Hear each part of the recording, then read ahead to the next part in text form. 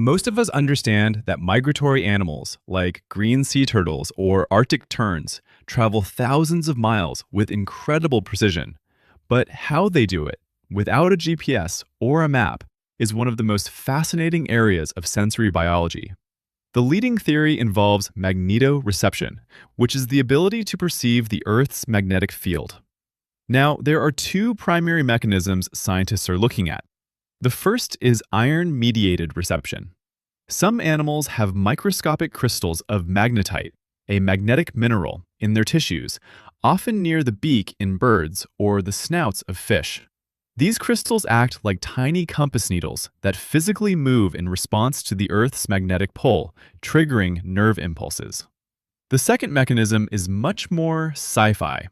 It's based on chemical reactions in the eye involving a protein called cryptochrome.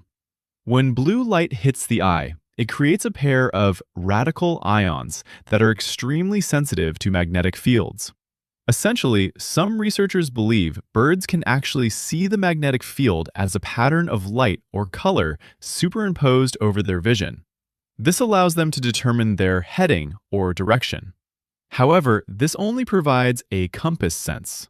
For a true map sense, knowing exactly where they are on the globe, they likely combine this with other cues, like the position of stars or even smell.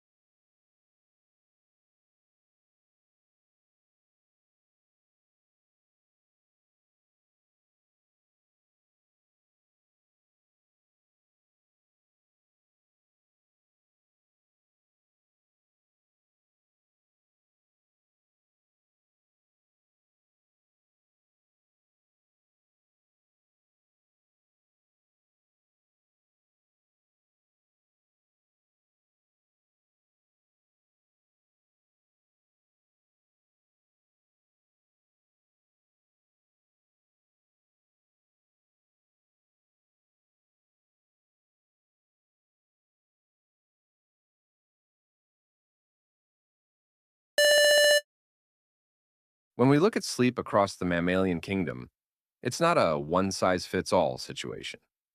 While almost all mammals experience two main stages, REM or rapid eye movement and non-REM sleep, the proportions vary wildly. Non-REM sleep is often associated with physical repair and energy conservation. This is when the body recharges. REM sleep, on the other hand, is the active sleep where dreaming occurs. In humans, REM is thought to be crucial for memory consolidation and emotional regulation. But here's the puzzle. Why do some mammals spend so much more time in REM than others? Consider the platypus. It spends nearly 8 hours a day in REM sleep, the most of any mammal. Conversely, big herbivores like elephants or giraffes get very little sleep overall, and even less REM sleep. Evolutionarily, this is likely a trade-off between brain development and survival. REM sleep requires a state of muscle atonia, basically temporary paralysis, which is incredibly dangerous for a prey animal in the wild. If you're a giraffe, being paralyzed by REM for long periods makes you an easy target. Therefore, these animals have evolved to prioritize non-REM sleep, which allows for quicker arousal in response to predators. Meanwhile, safer animals, or those with higher metabolic needs for brain processing, can afford the luxury of deep REM cycles.